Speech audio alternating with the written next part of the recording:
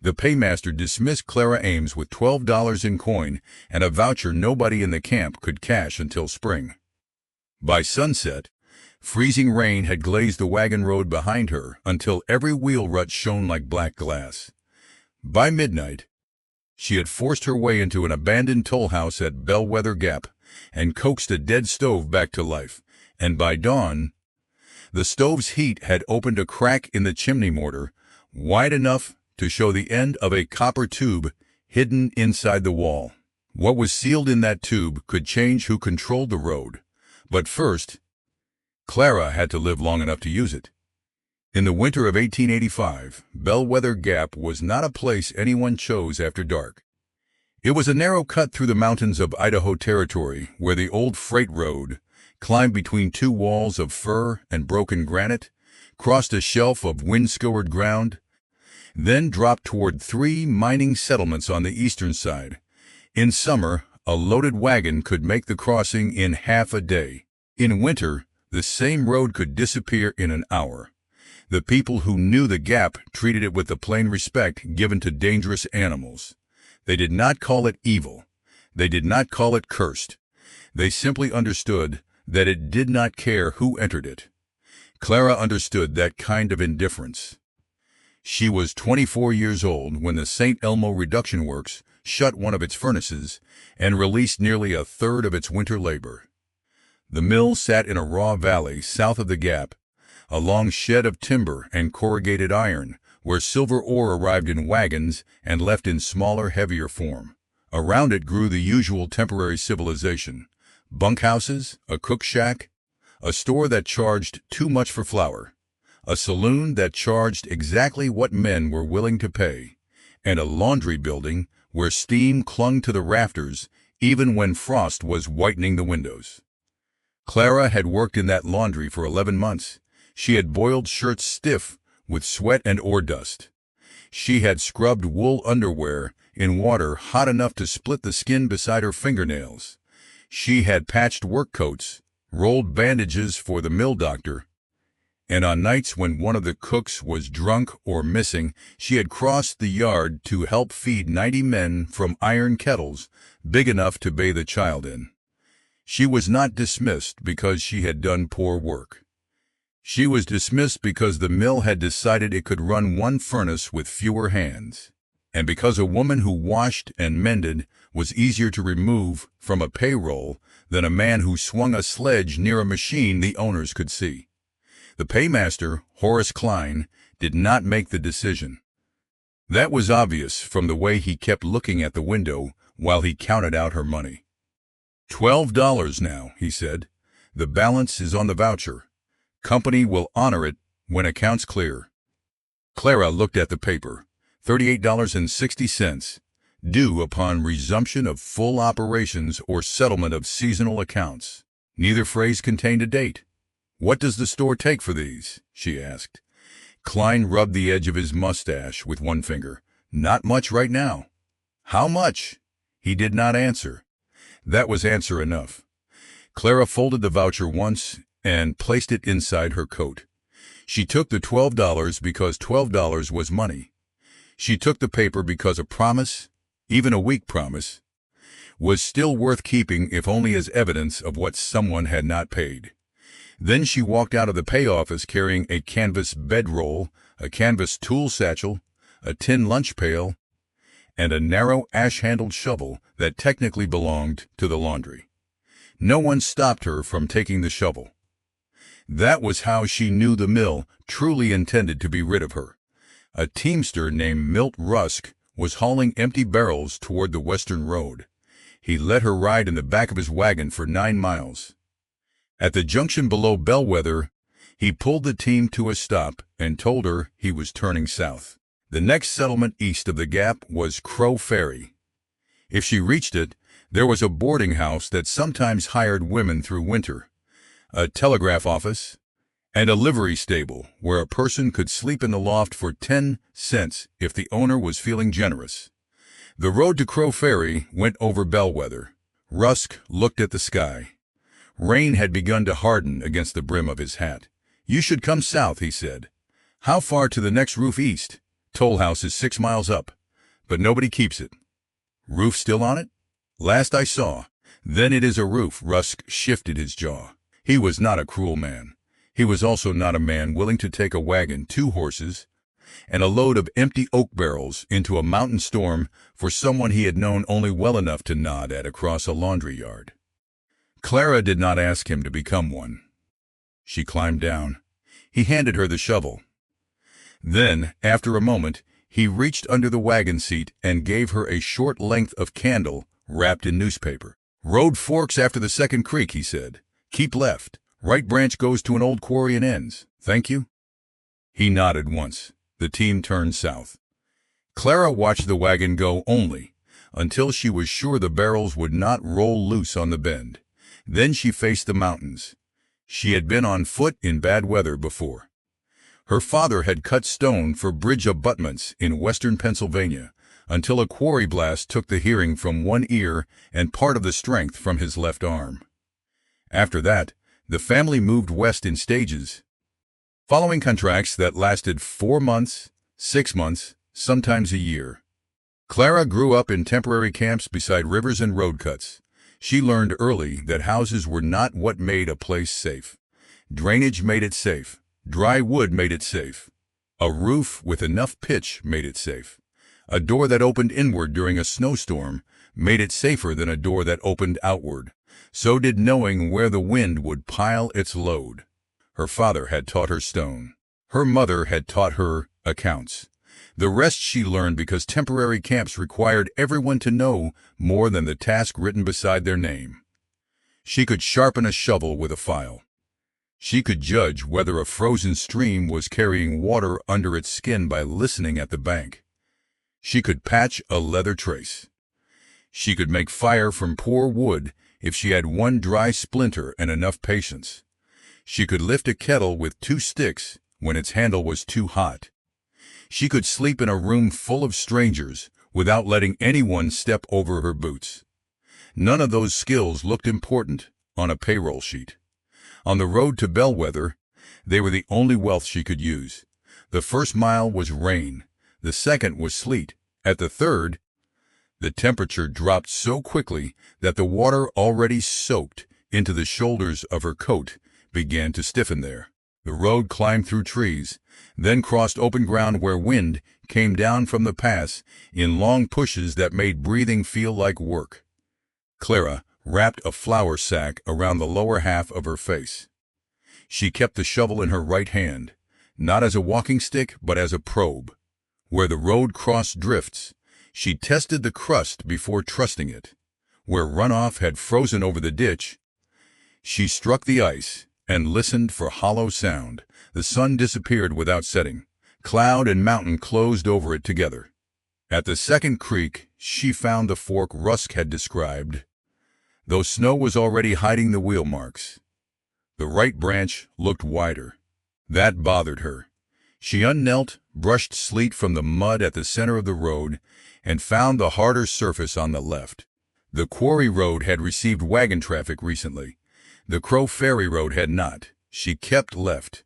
An hour later, her left boot began to leak. She could feel cold water move under her heel with every step. That changed the arithmetic. A wet foot in freezing weather was not discomfort.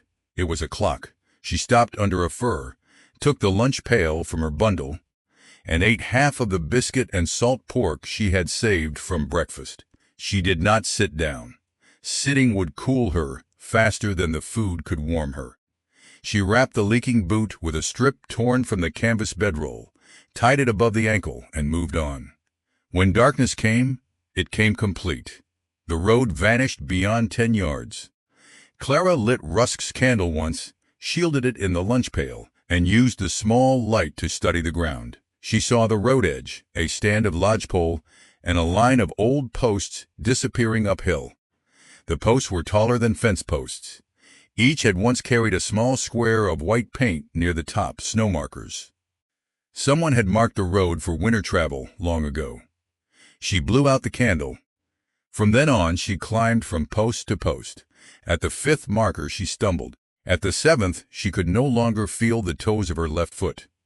At the ninth, she saw something dark moving across the slope ahead and nearly raised the shovel before she realized it was not moving at all. It was a roof line showing between fir trunks whenever the sleet thinned. The toll house stood on the inside of a bend where the mountain shielded it from the worst western wind. It was larger than Rusk had made it sound.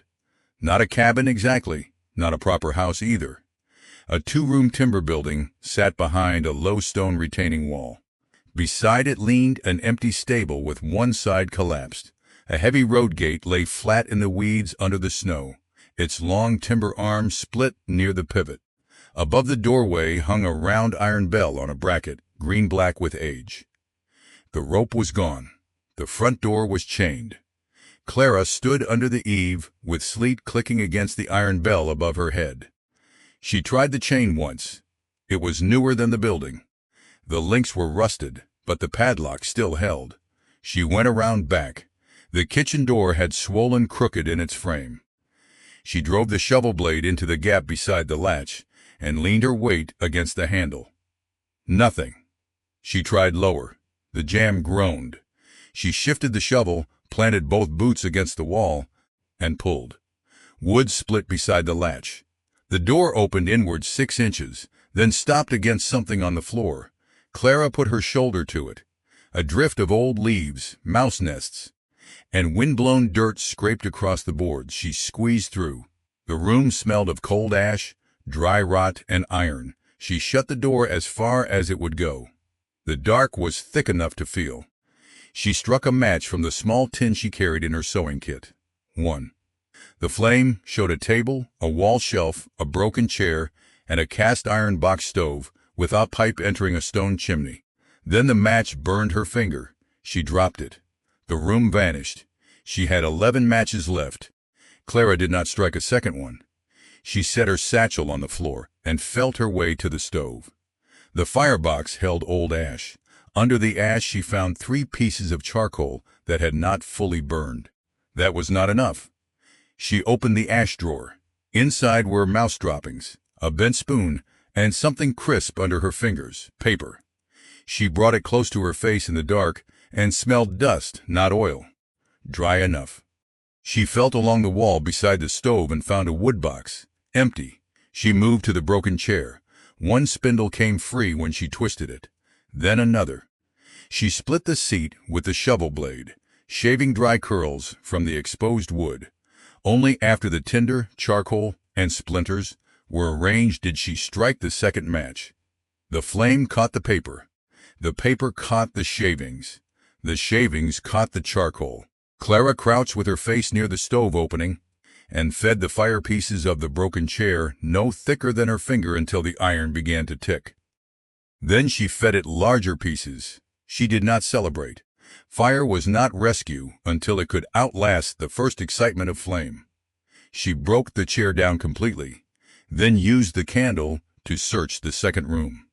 There she found a bunk frame, a torn straw mattress, 2 empty flour barrels, and a stack of cedar shingles tied with wire. The shingles were dry. She burned 6 of them. She used 4 more to brace the broken kitchen latch. Only when the stove was hot enough that snow began sliding from her coat did she remove her left boot. The sock was soaked. Her toes were white at the tips but flexible. She rubbed them with the dry end of her underskirt, wrapped the foot in a piece of blanket cut from the bunk, and set the wet sock near the stove. Then she heated water in the lunch pail. The building had no food, but the storm had left snow in drifts against the wall. Water was enough for the moment. She drank slowly. The wind increased after midnight. It pressed against the shutters in long, steady loads. Once, the iron bell outside struck a single dull note when the bracket flexed. The sound came through the wall low and unexpected. Clara looked toward the door. No one was there. The bell swung again. This time, it did not strike. She listened to the stove draw. Something was wrong with the chimney. The fire was burning clean, but smoke occasionally pushed back into the room when the wind shifted. Clara stood, took the candle, and examined the stonework where the pipe entered the chimney breast. The mortar around the iron collar had cracked. Heat was widening the cracks. A line of gray dust had fallen onto the floor. She touched the wall with the back of her fingers. Warm near the pipe, cold 2 feet higher. One stone, just left of the collar, was warmer than the stones around it. That made no sense. She held the candle closer. The stone was not a full stone. It was a thin-facing piece, cut to look like the larger blocks beside it. The mortar around its edges was different too, finer, sandier. Someone had said it later. Clara found the bent spoon in the ash drawer and worked its handle into the warm crack. Mortar powdered away, the facing stone loosened. Behind it was darkness. She reached into the cavity and touched metal. A copper tube longer than her forearm and sealed at both ends with threaded caps. She pulled it out. The metal was hot where it had rested near the chimney, cold at the far end. She set it on the table. For a while she simply looked at it. The storm pushed against the toll house. The bell outside gave another low, accidental strike. Clara wrapped one end of the tube in blanket cloth, gripped the other with both hands, and turned. The cap resisted. Then it moved. Inside were 3 things: a roll of paper, bound in oilskin, a narrow canvas purse heavy with coin, and a brass key with a flat tag wired through the bow. On the tag, stamped in letters worn almost smooth, were 2 words: Bellwether Gate. The key was the least mysterious part of what Clara found. The money came next. She loosened the drawstring on the canvas purse and poured its contents onto the table. Silver dollars rolled in small circles, flashing in the candlelight before settling against one another with soft metallic taps. She counted them twice. $86. Not enough to make a person rich. More than enough to make a person dangerous to anyone who believed she had no money at all. Clara returned the coins to the purse before opening the papers. The outer sheet was a road ledger. Water had stained one corner, but the entries were still readable. Bellwether Toll Road Company. The first dates were from nearly 30 years earlier. Wagons, riders, stage teams, freight loads, toll collected, weather, road condition, travelers held overnight. The handwriting changed twice, then settled into one narrow, upright hand that filled most of the remaining pages. The same hand had written the letter folded inside the ledger. Clara read it beside the stove, while sleet rattled the roof. The writer's name was Silas Vane. He had kept Bellwether Gate for 17 winters. The company that owned the toll road had once maintained 6 men, 2 snow teams, and a stable at the Gap. Then silver prices weakened, freight shifted south, investors lost interest, and maintenance money stopped arriving before the paperwork admitting failure did. By Silas's last winter, he was alone. The company still collected what little toll came through. It still sent demands. It no longer sent enough money to keep feed in the stable or glass in the windows. So merchants on both sides of the mountains made their own arrangement. They gave Silas a private winter fund, not wages, not charity, money to buy food, lamp oil, medicine, shovel handles, horse feed, and whatever else might keep a stranded traveler alive until weather passed. He recorded every expenditure in a second set of columns. Then the company collapsed entirely. Creditors came for the stable horses, the gate hardware, the iron safe, even the office desk. Silas hid the remaining winter fund because, in his words, men who never climbed the road in February had begun calling rescue money an asset. He stayed through one more season without collecting toll. After that, his hands became too swollen with joint pain to manage a team. He left Bellwether and went north to live with a married niece. The letter did not say whether he expected to return. It said only this: if the road ever needs a keeper again, use what remains for the road. If the road never needs one, give it to someone who does. There was no poetry after that, only an inventory. $86 in silver, 1 gate key, 1 stable key, 1 ledger of winter expenses, 1 county notice concerning delinquent road property. Clara unfolded the notice. The Bellwether Toll Road Company had failed to pay county taxes on the gatehouse, stable parcel, spring right, and 5 adjoining acres used for road service. If no lawful owner redeemed the property, the county could dispose of it under tax title. The notice was old, very old. The final date on it had passed more than 20 years earlier. Clara read every line again. Then she read the letter a second time. The $86 did not belong to her simply because she had found it. Silas had said what it was for. That mattered. But he had also left a question inside the instruction. Did the road need a keeper again? Outside, the storm answered by striking the bell, one dull note, then another. Clara slept only in pieces that night. She kept the stove alive with cedar shingles and broken furniture. She wrapped the copper tube in her coat and used it as a pillow. The road ledger stayed under her hand. Before dawn, the freezing rain changed to snow. By first light, it had stopped. The mountains came back slowly. First the nearest firs, then the black wall of the opposite slope, then a strip of pale sky where the pass opened east. Clara stepped outside. Ice coated the bell, the eaves, the fallen gate arm, and every twig on every tree. When the wind moved the branches, the whole hillside made a faint glassy sound. The road was gone. She stood where she thought it had been, and looked for the tall marker posts. 3 were visible. The rest had disappeared under drift or leaned flat with age. Below the toll house, something moved. A horse. No rider. It stood partly in the ditch, reins dragging, one stirrup turned over the saddle. Clara grabbed the shovel and went down.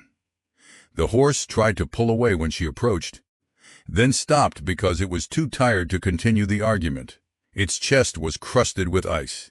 Blood marked one fetlock where a broken trace or wire had cut it. The saddle was a stage saddle, not a freight rig. Clara followed the horse's trail downhill.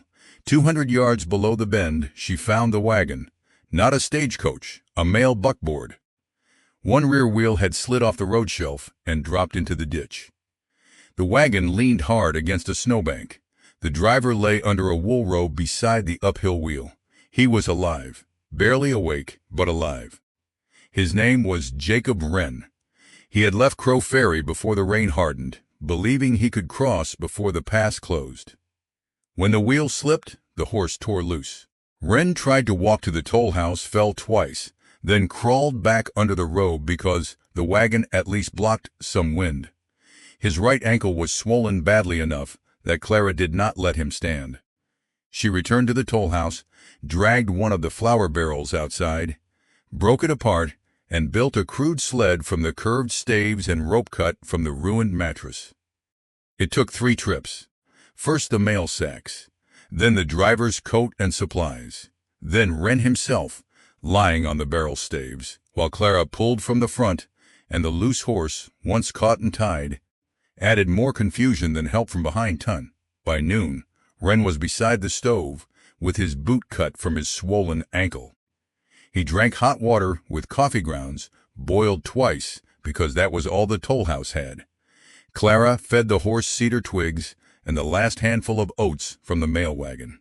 "Nobody told me anyone was living up here," Wren said. "Nobody is." He looked around the room. "You got a fire for one night. That is more living than this place has done in years." Clara did not answer. She opened the road ledger and wrote beneath the last entry Silas Vane had made nearly 3 decades earlier. November. Freezing rain turning to snow. Mail wagon off-road below East Bend. Driver sheltered. 1 horse recovered. She stared at the line after she wrote it. Wren noticed. "That old toll book? Looks like it. Lyons at the county office would want to see that. Why? They have been arguing about this road since I started carrying mail. County says nobody wants to maintain it. Freight men say it is not worth maintaining. Then every winter somebody gets stuck up here and everyone acts surprised." Clara looked toward the window. The pass was bright now, almost painfully so. Sun struck the ice on the trees and turned the entire slope into reflected light. "Who owns the house?" Wren laughed once, then stopped because the movement hurt his ankle. "Depends who you ask. County owns the taxes. Nobody owns the work." That was the first useful sentence Clara heard about Bellwether. Wren stayed 2 days. During that time, 3 men came looking for him from Crow Ferry. They arrived on saddle horses leading a pack mule, expecting to find a body or an empty wagon.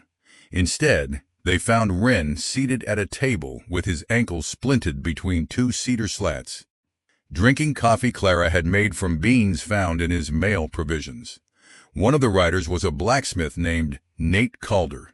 He was 40, broad through the chest, gray beginning at both temples, with burn scars scattered across the backs of his hands like pale coins. He examined Wren's ankle, then examined the broken gate arm outside. He said less about the ankle. "Pivot iron is still good," he told Clara. "Timber is gone. Can it be reset?"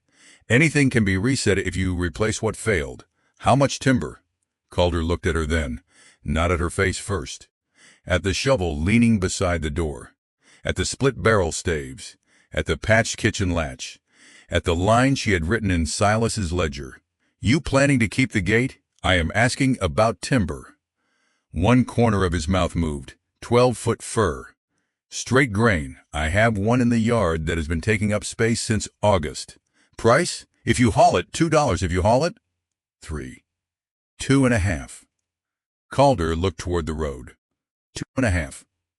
That was how Clara's first agreement at Bellwether was made. Not with a speech, not with a declaration that she intended to build a life there. With 50 cents saved on a piece of timber, she did not yet legally own the right to attach to anything. Crow Ferry sat 15 miles east of the pass on a wide river bend where 2 roads met near a ferry landing. It had a blacksmith, a store, a 2-room school, a telegraph office, 3 saloons, and a county office housed above a hardware dealer because the county had never seen a reason to construct a separate building. Clara rode there on the recovered horse beside Calder's mule. Wren went ahead in a wagon, his injured ankle packed in straw. The county clerk was a woman named Frances Lyon. That surprised Clara only because Wren had called her Lyons, and Clara had imagined a narrow man with spectacles. Frances was 52, wore a dark dress with ink on one cuff, and kept county records in a room where every horizontal surface had been assigned a purpose. There were maps rolled in pigeonholes, tax books stacked by year, a survey chain hanging from a nail, and 3 flat stones on the windowsill, used to stop papers from lifting when the sash was open. Clara placed the old tax notice on the desk. Frances read it once. Then she looked at Clara. "Where did you get this?" "Bellwether Gate." "Inside the building?" "Yes." "You break in?" "Yes." Frances nodded as though that was not, under the circumstances, the most interesting legal fact in the room. She opened a tax ledger from the shelf. Bellwether Road Company appeared in fading ink beside a parcel number. The property had reverted to the county after delinquency and failed sale. 2 later attempts to auction it had drawn no bidders. The road itself remained a public right-of-way, but the service parcel, the toll house, stable footprint, springbox, and 5 acres had been sitting in county inventory for years. "Minimum disposal amount is $41, Frances said. Clara kept her face still. $41. She had 12 of her own. There were 86 in the winter fund. "Does the road come with it?" "No road remains public." "Can the county require the owner to keep it open?" "Not without a contract." "Can the owner apply for the contract?" Frances looked at her more carefully. "Anyone can apply. Is there one now?" "There is an agreement with Brand Freight to break the lower approach after major storms. They do not maintain the summit." "Why not?" "They say it costs more than traffic justifies." "What happens to the mail?" Frances folded her hands on the desk. "Sometimes it waits." "What happens to people who do not?" The clerk's eyes shifted to the old ledger. "Sometimes they wait too." Clara opened Silas Vane's letter and placed it beside the notice. She did not show the coin. She showed the part that explained what the fund was for. Frances read the letter slowly. When she finished, she did not look impressed. She looked practical. "This is private money," she said. "The county has no claim to it that I can see. But I am not a judge. It was left for the road." Then using some of it to put the service parcel back into service would be consistent with the letter. That is an opinion, not a ruling. Clara appreciated the distinction. If I buy the parcel, what keeps someone from taking it later? Pay your tax. Record the deed. Occupy it. Improve it. Do not let anyone convince you that paper protects itself. That sounded less like law than experience. Clara paid $41. She used 12 of her own and 29 from Silas's winter fund. She wrote the withdrawal into his ledger before she spent the money. $29 applied to acquisition of Bellwether service parcel for restoration of road shelter. She signed beneath it, Clara Ames. Francis watched her write. You always keep accounts that close? My mother did. Good. People become very creative about money once it has already been spent. The deed took an hour. The road maintenance application took longer. The county would not give Clara a contract simply because she owned the old toll house. She had no team, no plow, no proven ability to keep the summit open, and no bond. Francis told her exactly that. Then what can I apply for? Temporary shelter authorization. What does that pay? Nothing. What does it allow? County can list Bellwether as an occupied emergency shelter. Mail drivers can use it. Road crews can store tools there. If you keep records and if the place remains occupied through winter, you can petition again in spring. Clara considered it. Put my name on it. Francis did. The authorization was not employment. It was not a promise. It was permission to do unpaid work in a building Clara had just purchased with nearly everything she possessed and part of a dead keeper's hidden fund. For most people, that would have sounded like a poor bargain. Clara knew what it actually bought. It bought a legal reason for the county to acknowledge that Bellwether was not abandoned anymore. That mattered more than wages at the beginning.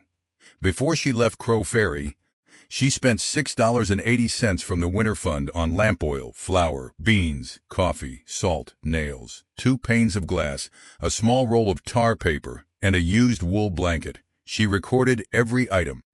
She spent $1.10 of her own money on a pair of dry socks and boot grease.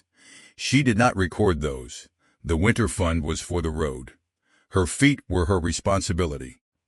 3 days after being dismissed from the mill, Clara Ames rode back to Bellwether Gap with a deed in her coat, a county authorization in her satchel, and a sack of nails tied behind the saddle. The toll house looked smaller in clear weather. That was not discouraging. Most difficult work did. She began with the water. A road shelter, without dependable water, was only a room where stranded people could become thirsty indoors. Silas's ledger mentioned a spring box, 30 yards uphill, buried beside a granite outcrop. Clara found the pipe first, a rusted iron line entering the back wall near floor level. The pipe was dry. She followed it uphill through brush and crusted snow until she found a square depression under alder roots. The spring box had collapsed. 2 cedar planks had rotted through, allowing mud and roots to choke the intake. The spring itself still ran beneath the damage, clear water pushing through gravel with enough pressure to darken the soil even in freezing weather. Clara spent the afternoon on her knees in mud. She cleared roots with the shovel, reset flat stones around the intake, and used 2 soundboards salvaged from the stable wall to rebuild the box. She packed the joints with clay, laid bark over the top, then covered the whole thing with earth and pine needles against frost. Water reached the toll house pipe before dark. Not much. A thin brown thread at first, then clear. Clara set the lunch pail beneath it and watched until the bottom was covered. That was the first improvement nobody else saw. The next was the roof.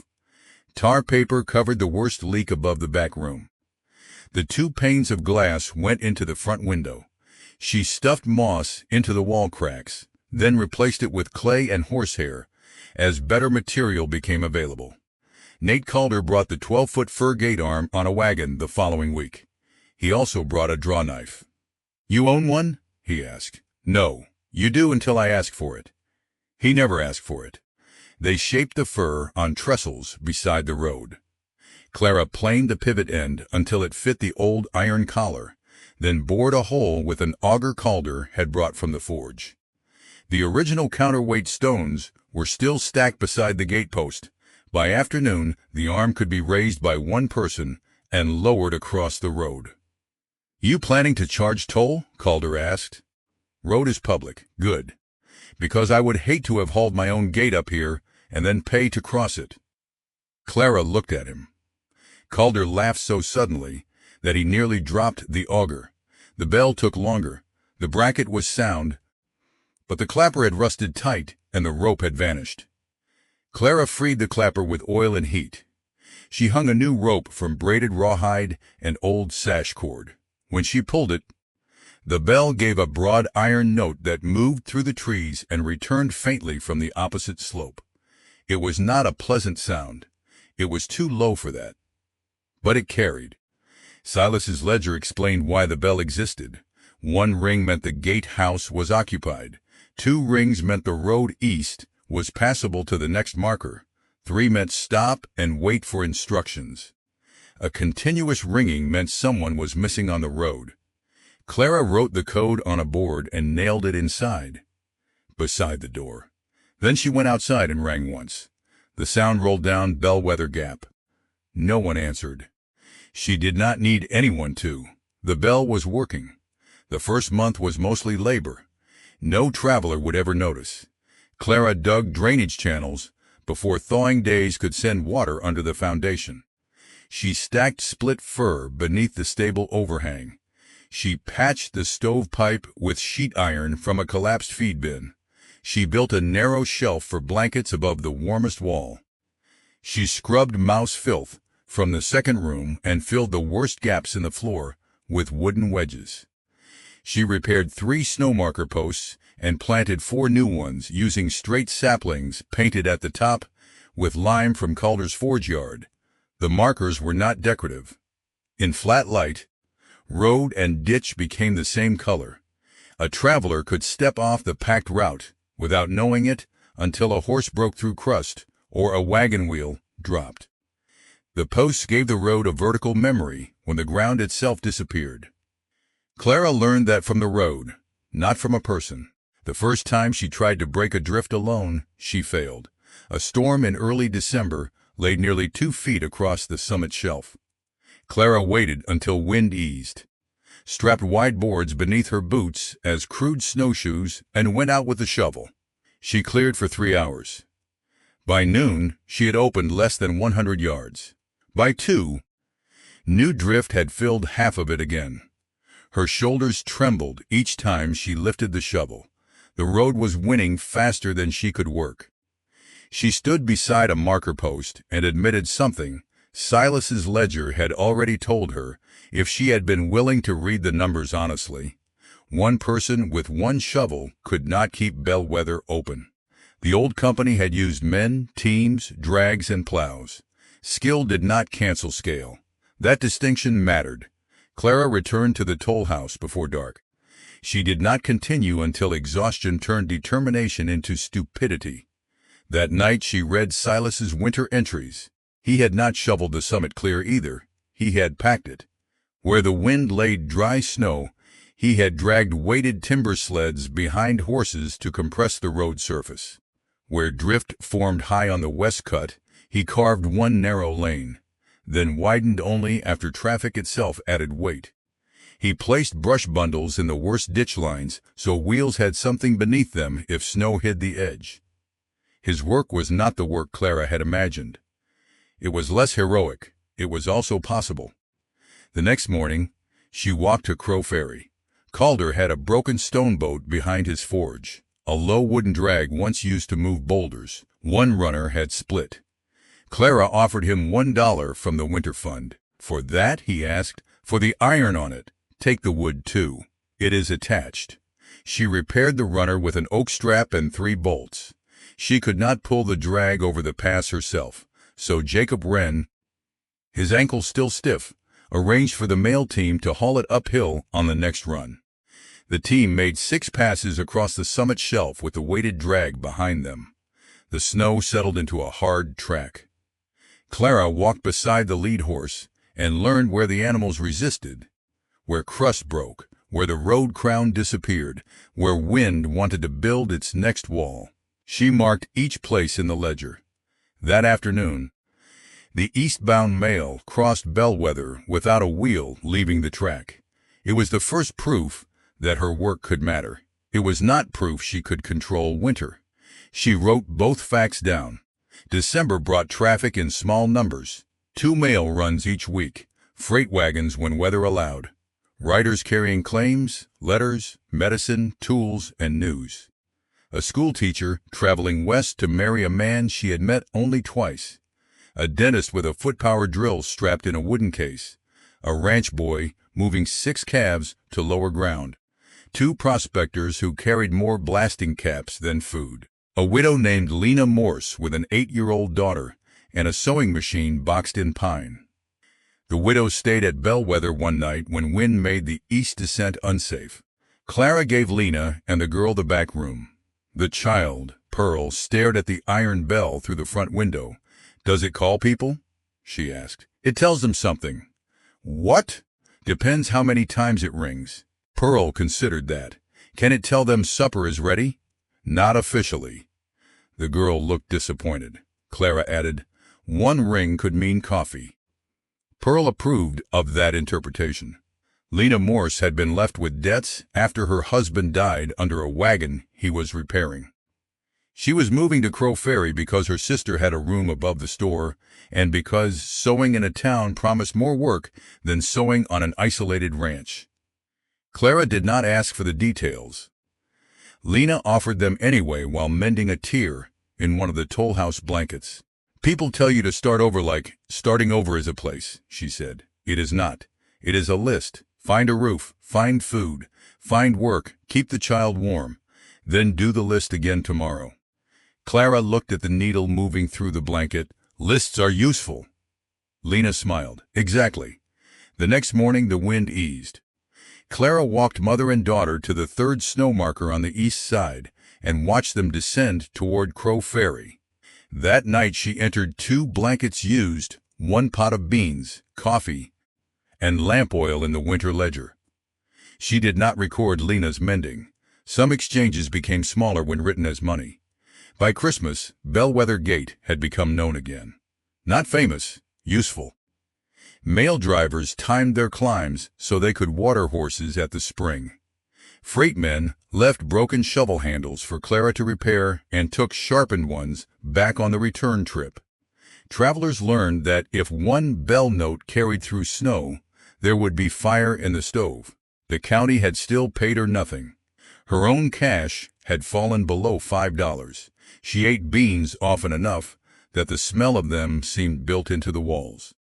The winter fund was down to $46 and some change. Clara did not use it for personal wages. She used it for lamp oil, food served to stranded travelers, nails, rope, horse feed, medicine, and road tools. Every expense went into Silas's ledger. Every private purchase came from her own pocket when she could make one. That separation became important sooner than she expected.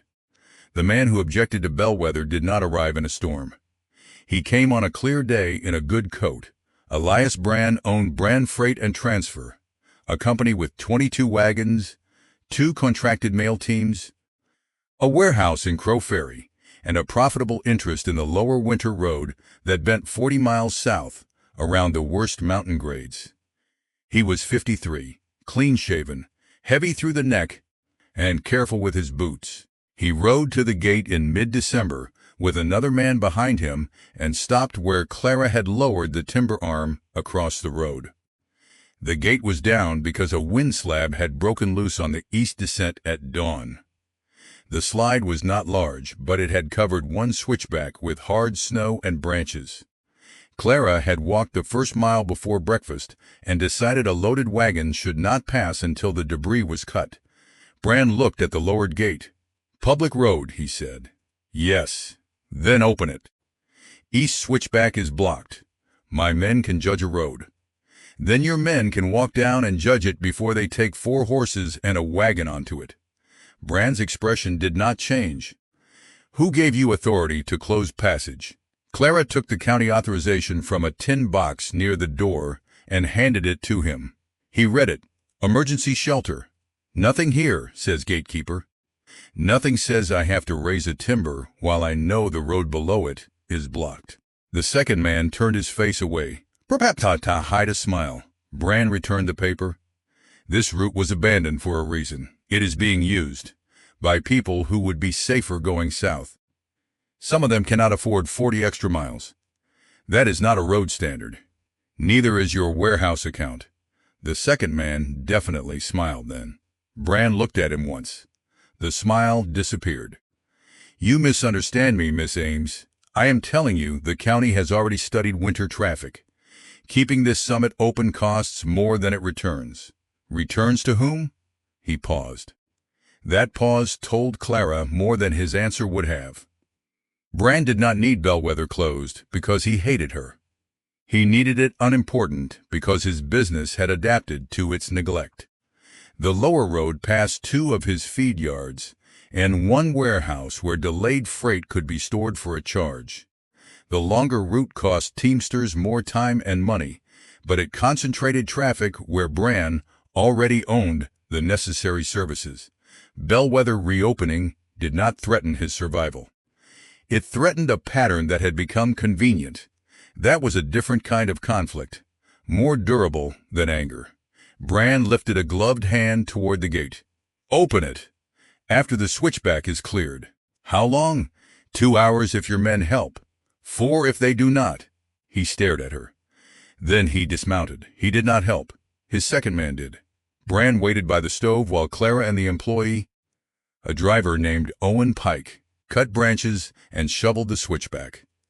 3 hours later, the road was safe enough for the freight wagon waiting below. Clara raised the gate. Brand rode through without thanking her. Owen Pike touched 2 fingers to his hat. That evening, Clara wrote the slide, the closure time, the clearing time, and the names of witnesses in the ledger. She had learned from her mother that accounts were not only about money, they were about memory that could survive an argument. The argument arrived by paper in January. Francis Leon sent the notice with the mail. Brand Freight had petitioned the county commissioners to revoke Bellwether's emergency shelter status and discourage winter use of the Summit Road. The petition cited liability, unsafe amateur maintenance, unnecessary duplication of the lower route, and obstruction of public passage by an unauthorized gate. Clara read the page beside the stove. Jacob Wren watched her from the table. "He trying to throw you out?" "Not exactly. Looks exact from here. He is trying to make the place officially useless. If he does that, owning it will not matter much." Wren frowned. "You own the house."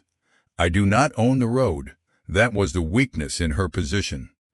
Clara could keep herself alive at Bellwether. She could shelter travelers. She could improve 5 acres until every nail sat straight. But the story only mattered because the public road ran past her door. If the county declared that road unfit for winter travel, Bellwether could become a private cabin on a mountain no one needed to cross. A home, perhaps. But not the thing Silas's money had been left to make possible. The commissioners would hear the petition in 6 weeks. Clara did not prepare a speech. She prepared evidence. First, she copied every winter entry she had made since November. Number of travelers sheltered, road closures, reason for closure, time reopened, meals provided from the winter fund, horse feed used, injuries treated, mail runs that crossed, freight wagons that crossed. She listed 4 incidents in which travelers would otherwise have been caught above timber or forced to turn back after dark. Then she listed the limitation. Bellwether was not continuously passable. She could not clear major storms alone. She did not have a plow team. The east descent was vulnerable to slides after wet snow. The summit became dangerous in wind, strong enough to erase markers between inspections. She wrote those facts down too. A false claim of perfect safety would give Brand one easy way to discredit every true claim around it. Second, she asked mail drivers to sign only what they had personally seen. Jacob Wren signed that the shelter had saved him from exposure after his wagon left the road. Another driver signed that Clara's packed track shortened one December mail delay by a day. A third refused to sign anything because Brand Freight held his feed contract. Clara thanked him anyway. Fear recorded honestly was more useful than loyalty forced into ink. Third, she marked the road. With help from Calder and 2 ranch hands who used Bellwether to reach winter pasture, she replaced 11 missing snow posts.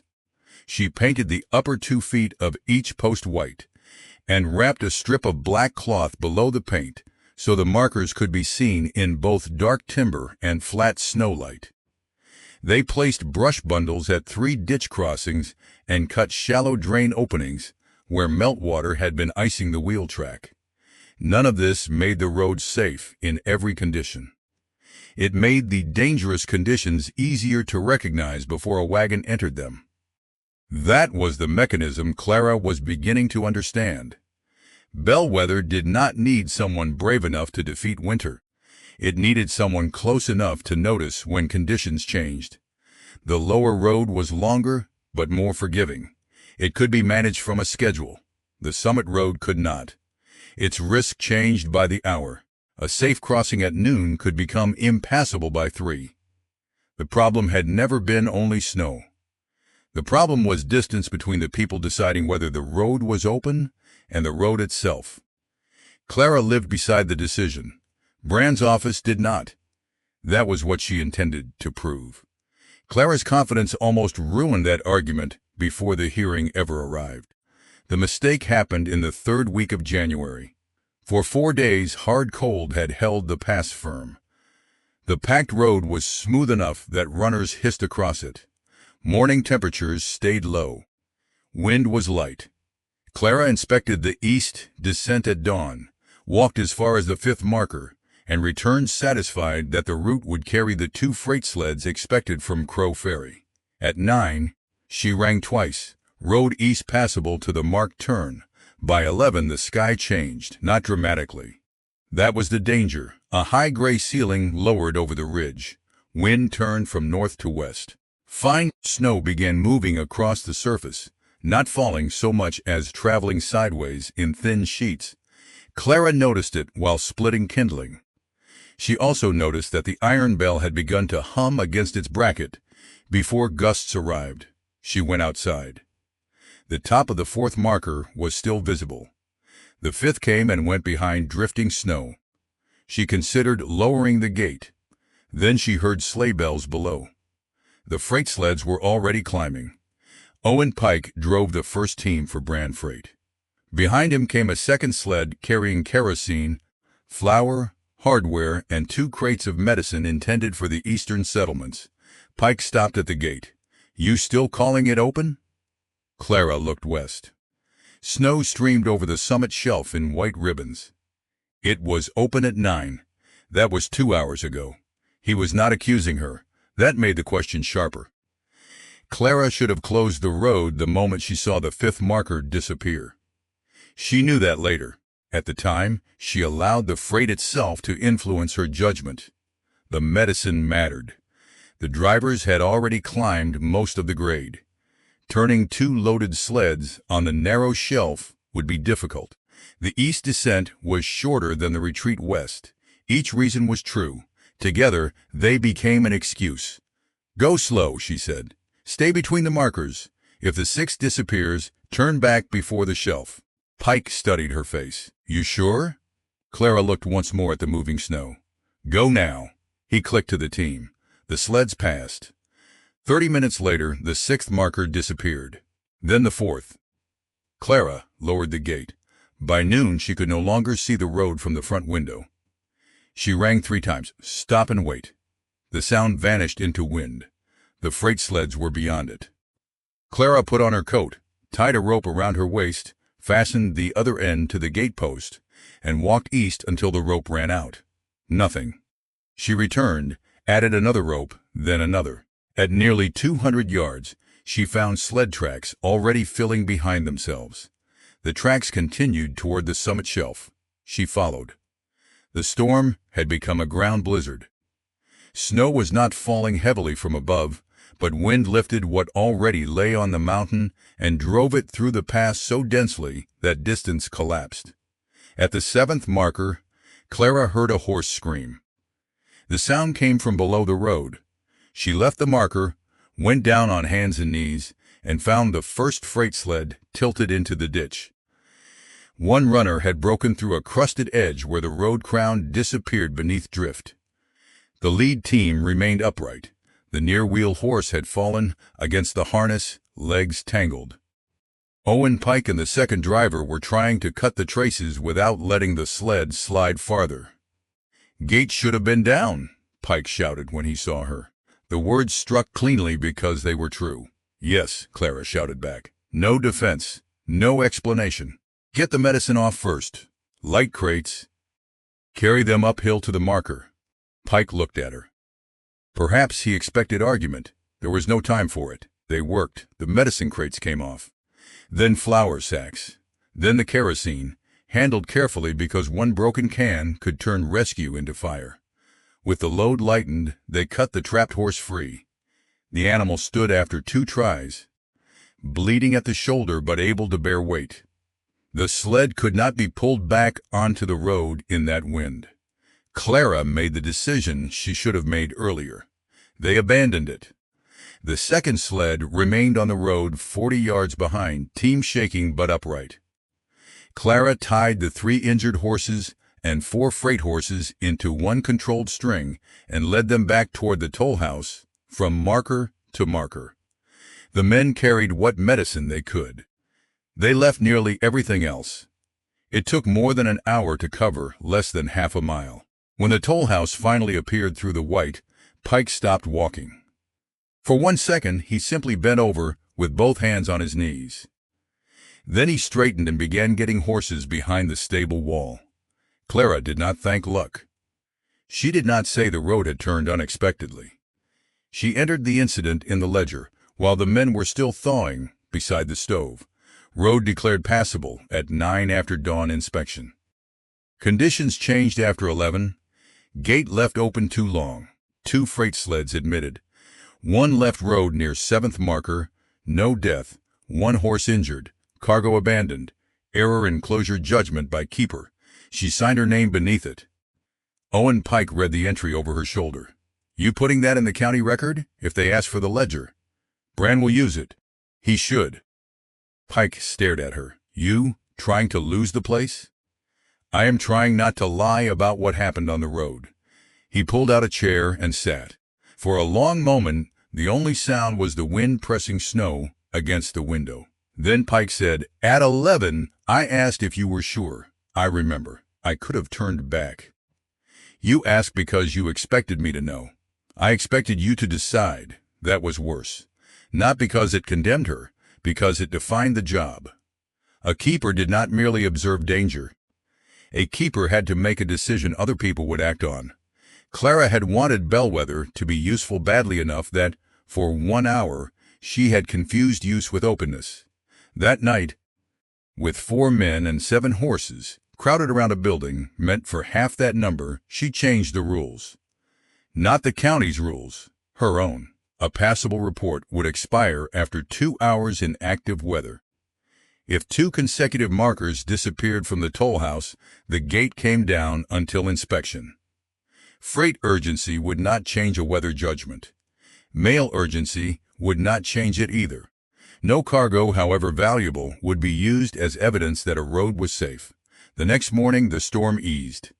Bran himself arrived with 6 men, 2 empty sleds, and a team powerful enough to recover the abandoned load. He listened while Pike described the incident. Then he read Clara's ledger entry.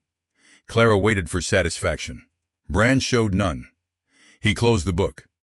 "You should not have let them through." "No. You know I will bring this to the commissioners." "You should." That finally changed his expression. "You think admitting it makes it harmless?" "No." "Then what are you doing?" "Keeping the record useful." Bran looked toward the front window.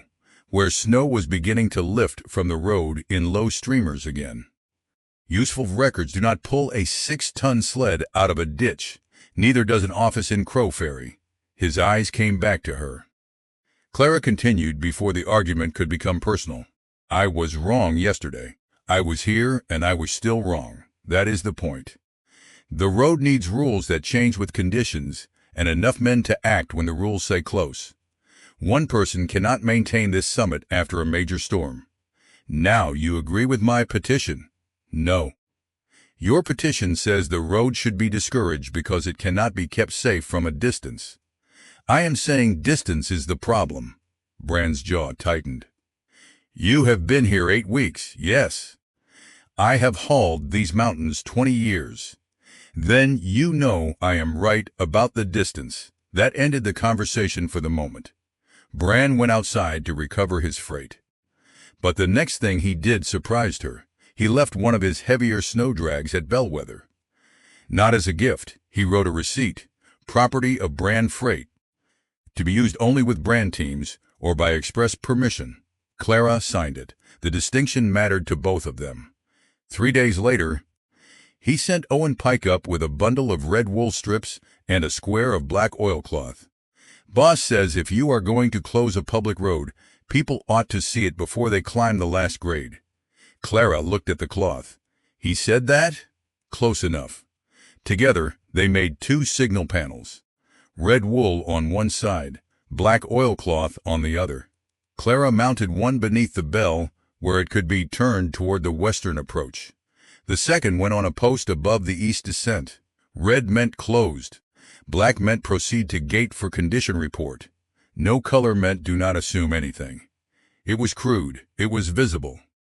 It made uncertainty part of the system, instead of something everyone pretended did not exist. Clara added the signal rule to the board inside. Pearl Morse, visiting with her mother a week later, objected. There should be a white one for supper. County has not approved supper. Then county is foolish. Lena covered a laugh with her hand. Clara did not disagree. The toll house became warmer as winter deepened. Not because the weather improved, because the building acquired layers of other people's usefulness. Calder brought a door hinge shaped at his forge. Lena Morse sewed 2 canvas sacks that could be filled with straw and used as mattresses. Jacob Wren left a chipped blue glass lantern from the mail office because its clear globe had cracked and the replacement made the light less bright for sorting letters. At Bellwether, brightness mattered less than distance. Blue light carried differently through snow than the yellow light from Clara's front window. On bad nights, she hung the lantern beneath the bell bracket, where its glow could be seen from the western bend. Pearl called it the cold star. Clara called it the outside lamp. Francis Lyon sent a box of old county forms to use as scrap paper, and a note reminding Clara that the commissioners would hear Brand's petition on the 2nd Monday in February. At the bottom of the note she added one sentence, "Bring the original ledger." Clara did not like carrying Silas's ledger away from Bellwether. It had survived too long to be lost under the seat of a wagon, so she made a copy. For 6 nights, she sat at the table after traffic ended and copied the old keeper's entries into a fresh book provided by Francis. She copied toll counts, storm closures, overnight travelers, expenses, repairs, feed purchases, and the final winter when Silas kept the shelter open after the company stopped paying him. She did not copy his private letter into the public book. The letter was not proof of road condition. It was proof of intent. Different things belonged in different records.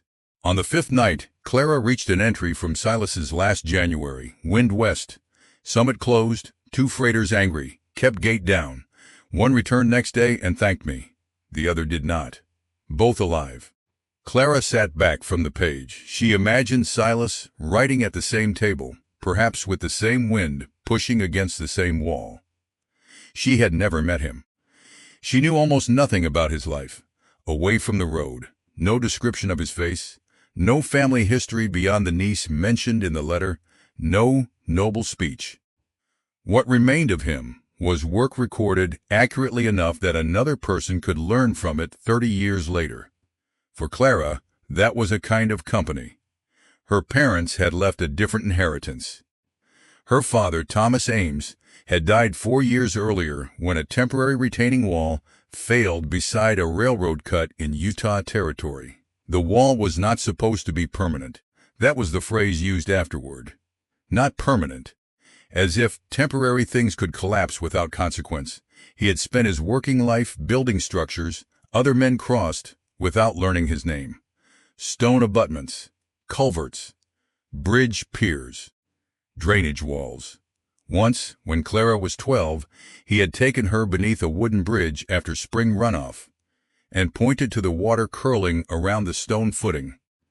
"Everybody looks at what goes over a bridge," he told her. "Watch what goes under it. That is where the bridge gets decided." Her mother, Lydia, survived him by less than a year. She did not die dramatically. She became tired, then more tired. A cough settled in. Work became something she did sitting down. One morning she did not get out of bed. Clara was 20 then. There had been no farm to inherit, no house, no business. Her parents had lived in rented rooms near whatever job Thomas was building. Their possessions fit into 2 trunks, a tool chest, and 3 wooden crates. Clara sold the heaviest tools because she could not carry them. She kept her father's small mason square, her mother's account pencil, and the knowledge both had treated as ordinary. Afterward, Clara moved from job to job the way she had moved as a child. Hotel laundry in Nevada, cook tent for a surveying crew, mending room at the St. Elmo mill. Each place came with a bed as long as the work lasted. Each bed belonged to the employer before it belonged to the person sleeping in it. She had not understood how deeply that fact lived in her until the deed to Bellwether arrived from the county with her name written across the top. 5 acres was almost nothing on a map. A spring, a toll house, a ruined stable, and enough rocky ground to grow grass badly. It was still the first place no paymaster could remove her from by changing a line on a payroll sheet. That was why Brand's petition frightened her more than she admitted. He could not take the deed. But he could turn the road beside her door back into a road people were told not to use. He could make the work meaningless. And Clara had discovered that ownership without usefulness was not the form of safety she wanted. That realization changed the hearing she was preparing for. She was not going to argue that Bellwether should remain open because she needed it. She would argue that the road needed a keeper because travelers were already using it, and because pretending otherwise did not remove them from the mountain. The question was not whether Bellwether was perfectly safe. It was whether danger was better managed by absence or by presence. The hearing would decide which answer the county believed. 2 weeks before the commissioners met, Bellwether gave Clara the clearest evidence she would ever receive. It arrived during warm weather. For 3 days, a south wind moved through the mountains carrying air so mild that snow fell from branches in heavy clumps and water began running beneath the roadside crust. Men in Crow Ferry called it a gift. Clara distrusted it. Warmth in winter moved water into places cold had kept stable. On the second afternoon, she walked the western approach with the shovel over one shoulder. The road surface looked excellent. Hard-packed snow had softened just enough to give wagon tires purchase. No drift was moving. The sky was high and clean. A person judging from the toll house window would have called the pass open without hesitation. At the third marker, Clara heard water, not the creek below. Closer, under the road, she stopped. The sound came and went, a muffled rush beneath crust and frozen dirt. Her father had taught her never to ignore water where a road pretended there was none. Clara walked 20 yards downhill until she found the mouth of an old stone culvert buried under packed snow and dead brush. Water should have crossed beneath the road there. Instead, the inlet was plugged. Meltwater had backed up against the uphill bank, found a path under the roadbed, and was moving through fill that had been frozen solid a week earlier. Clara drove the shovel blade into the road shoulder. The first foot was firm. The second strike broke through. The ground underneath had become mud. She stepped back. On the downhill side, a thin brown line of water appeared between stones in the retaining wall. One stone shifted, barely, enough. Clara turned and ran uphill. She lowered the gate. She turned the west signal to red. Then she rang 3 times. The sound was still moving down the grade when wagon bells answered from below. 6 Brand freight wagons were climbing in a train, each pulled by 4 horses. The lead wagon stopped at the gate. Elias Brand rode beside it. He looked at the clear sky, the quiet snow, then at Clara's red signal. What now? Culvert at the 3rd marker is blocked. Water is under the road fill. How much water? Enough to move dirt. Road surface is hard. For now, Brand dismounted. Show me. They walked down together. Clara showed him the blocked inlet, the seep below the retaining wall, and the hole where her shovel had broken through the shoulder. Brand crouched beside it. He pushed his cane into the mud and watched water rise around the wood. Could hold, he said. Could fail. Yes. He looked uphill toward the freight train. 6 wagons. Flour, mining equipment, lamp oil, machine parts, canned food. Weight enough to finish any failure already beginning under the road. How long to clear the culvert? He asked. If the stone throat is open, an hour. If it is collapsed, longer. Brand stood. He did not order the gate raised. That was the first time. They brought 4 drivers down with shovels and picks. The culvert mouth was not merely blocked with brush. Ice had formed behind the debris, sealing the opening.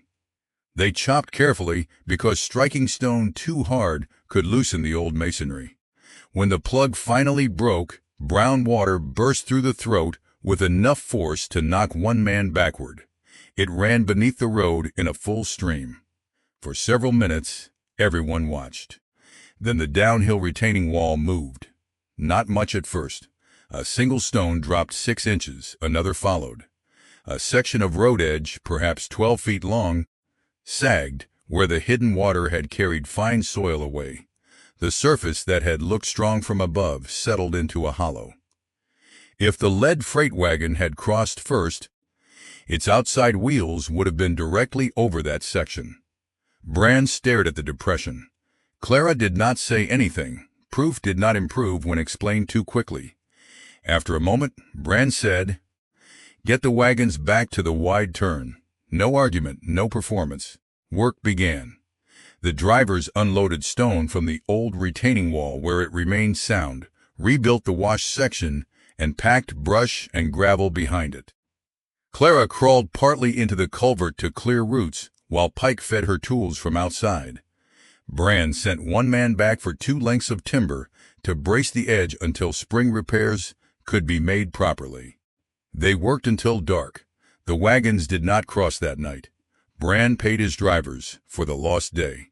Clara fed them from the winter fund. In the ledger she wrote the closure, the cause, the repair, and the limitation. Temporary repair only. Heavy thaw may reopen voids. Inspect after each warm period. Brand signed as witness. He read her entry about the January sled incident above it. You left this in? Yes. I expected you might tear out the page before the hearing. Then the book would tell me less next winter. Brand rested his hand on the table. The room was crowded with wet coats and tired men. Steam lifted from socks hung near the stove. Outside, water ran loudly through the culvert they had reopened. I still think the county is foolish to promise this road in winter, he said. So do I. He looked at her sharply. You have spent 2 months arguing the opposite. No, I have spent 2 months arguing that the road exists whether the county promises it or not. People use it. The useful question is whether they get current information and a shelter when it closes. Brand was quiet. And a team when 1 woman cannot move the snow. Yes. My team, if you are paid for it. Of course, Clara almost smiled. There it was. Not agreement. A price. Prices could be worked with. The commissioners met in a room above the Crow Ferry hardware store, on a Monday so cold that the windows frosted white from the inside. 3 commissioners sat behind a long table. Francis Lyon sat at the end with the records. Elias Brand occupied one side of the room with 2 employees and a lawyer from the larger town downriver. Clara sat on the other side with Silas Vane's ledger, her copied winter book, the county authorization, and nothing that resembled a lawyer. Nate Calder stood near the stove because he said every chair in the room looked built for a smaller man. Jacob Wren sat behind Clara with his right boot unlaced over the ankle that still swelled in bad weather. Lena Morse had wanted to attend but had sewing promised that morning. Instead, she sent a written statement describing the night she and Pearl had waited safely at Bellwether rather than attempt the east descent in high wind. Clara did not ask anyone else to come. A crowd could show popularity. The county was deciding responsibility. The hearing began with Brand's lawyer. He was competent. That made the argument stronger than anger would have. Bellwether was a high-risk winter route. Clara had no formal engineering training. She had no dedicated road crew. She had no county bond. She had once allowed freight onto the road shortly before conditions deteriorated and a sled left the route. She had physically closed a public road using a gate, without specific statutory authority to do so. All true. The lawyer then argued that the lower winter road already provided a safer alternative. Also true. The problem came in the conclusion. Because Bellwether could not be made continuously safe, the county should formally discourage its winter use and remove official recognition from the shelter, reducing any implication that the route was maintained. When the lawyer finished, one commissioner turned to Clara. "Miss Ames, do you dispute the January incident?" "No. You judged the road passable at 9 in the morning, and later allowed 2 freight sleds through after conditions began changing." "Yes, that room stayed quiet." The lawyer glanced at Brand. Perhaps neither expected the answer to arrive so easily. The commissioner continued. "Why should the county rely on your judgment after that?" Clara opened the winter ledger. "It should not rely on judgment without a rule." She explained the changes made after the incident.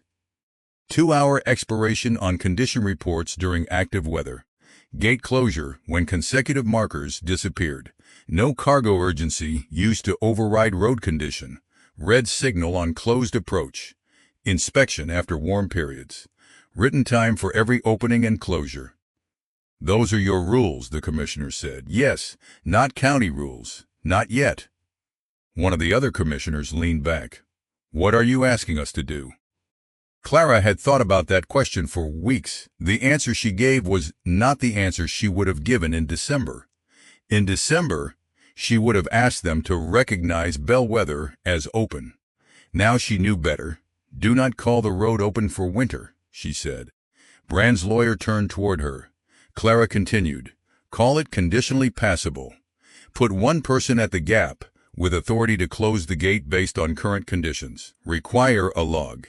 Require inspections. Contract a team for storms above what handwork can manage. Keep the lower road as the default heavy freight route when Bellwether is closed. But do not pretend closing the road on paper will stop every mail carrier, rancher, doctor, or traveler from trying to cross it." The commissioner looked at Brand. "Mr. Brand?" Brand's lawyer began to answer. Brand raised one hand.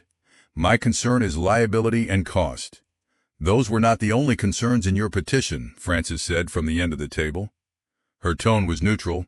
Brand looked at her. "No." He glanced toward Clara's ledgers. "The summit cannot be maintained by one person." "Agreed," Clara said.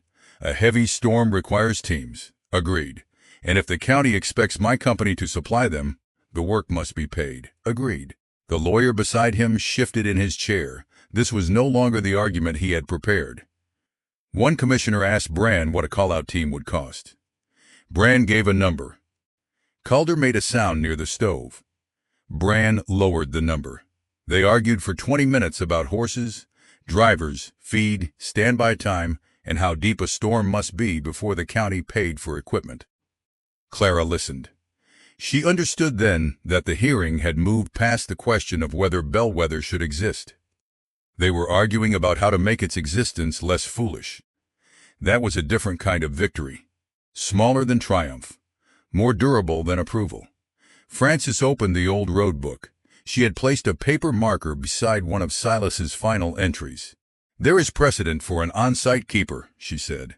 "The original company used condition reports and a gate. The county does not need to recreate a private toll road to use a similar warning system." The lawyer objected that a 30-year-old company practice was not law. Frances agreed. "That is why I called it precedent, not law." Clara liked her more each time she spoke. The commissioners recessed. Everyone went downstairs because the hardware owner refused to keep feeding coal to the meeting room stove while no meeting was occurring. Clara stood outside on the boardwalk with Calder. "You think they will do it?" he asked. "Something. That is not an answer. It is the only honest one." Calder rubbed both hands together against the cold.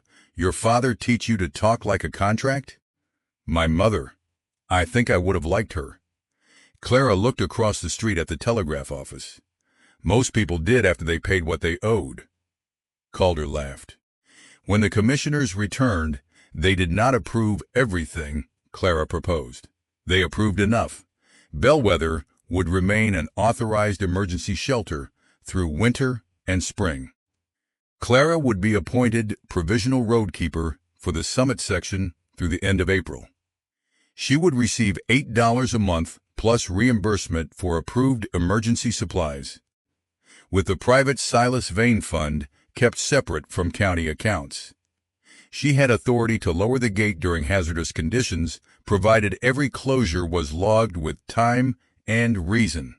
Condition reports would expire after 2 hours during active weather and after 6 hours during stable weather.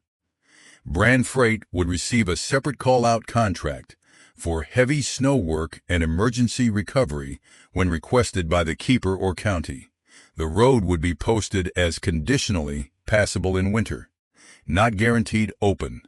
The arrangement would be reviewed after spring thaw. No one in the room got everything. That was probably why the arrangement had a chance of working. Brand's petition to remove the shelter recognition was denied. His argument that one person could not maintain the summit became part of the solution instead of a reason to abandon it. Clara's January mistake became part of the operating rule instead of a secret waiting to destroy her credibility. The lower road remained important. Bellwether remained dangerous. Snow did not become kinder because county paper had been signed. But from that Monday forward, the decision at the gate belonged to the person standing beside the weather, not to someone reading yesterday's conditions from a desk 15 miles away. Frances handed Clara the appointment sheet. At the bottom was a line for signature. Clara signed. Frances sanded the ink. "First payment at the end of the month," she said. "Coin or voucher?" Frances looked over her spectacles. "Coin." Clara nodded. "Then the county is already ahead of the mill." The first county payment arrived in a small envelope carried by Jacob Wren. $8 silver. No conditions hidden in fine print, no promise of later settlement. No company name large enough to make the money seem more certain than it was. Clara counted the coins, signed the receipt, and put $6 into the tin box where she kept personal money. $2 went to Calder for a proper crosscut, saw he had been holding behind the forge. "You said 3 last month," she told him. "Handle is ugly. Handle was ugly last month. Got uglier." Clara paid $2. The saw changed her work more than the appointment paper did. She could cut windfall trees without borrowing a tool. She could shape replacement marker posts. She could trim the stable beams that were too large for the hand saw. Owning a tool meant being able to begin a task at the moment it became necessary, rather than at the moment someone else could lend what was required. Her father had believed that mattered. So did she. February remained hard. The provisional system did not prevent storms. It prevented some bad decisions inside storms. When wind climbed above what Clara could safely work in, she lowered the gate before traffic arrived.